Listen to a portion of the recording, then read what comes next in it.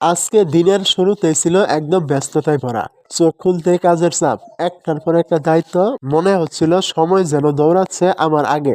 সকাল থেকে কি কি করলাম, কিভাবে সামলালাম এত কিছু। চলুন আজকের পুরো ব্যস্ত একটা দিনের সবকিছুই আপনাদের সাথে শেয়ার করি। আজকে সকালে উঠে মনে হলো আজ কিন্তু বড় কাজ আছে। আমাদের ধান খেতে সার দিতে হবে। তাই এখন থেকে প্রস্তুতি শুরু। বস্তা জোগাড় করা, কি কি লাগবে সব গুছিয়ে নেওয়া। সকালে ঠান্ডা হাওয়া আর কাজের চাপ দুটো মিলিয়ে দিনটা শুরু হলো একদম কর্মব্যস্তভাবেই। চলুন দেখি আজকের এই কাজটা কিভাবে শেষ করি। সার আনতে হলে প্রথমেই দরকার একটা ভালো শক্ত বস্তা। কারণ বস্তা যদি ঠিক না থাকে তাহলে কষ্ট করে আনা সব সার নষ্ট হয়ে যাবে।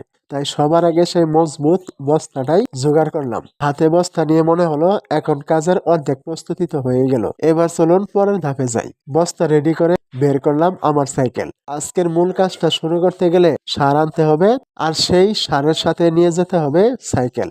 তো যাই হোক, এবার আসল কাজ শুরু। ধান খেতে সার দেওয়ার জন্য, সার আনার জন্য আমি রওনা দিলাম। সার কিনে এনে বাড়ি ফিরতে দেখি এক চমক। আমার পোষা মুরগি ডিম থেকে বাচ্চা ফুটে বের হয়েছে। এই ছোট মুহূর্তটাই আজকের দিনটাকে আরো বিশেষ করে দিল।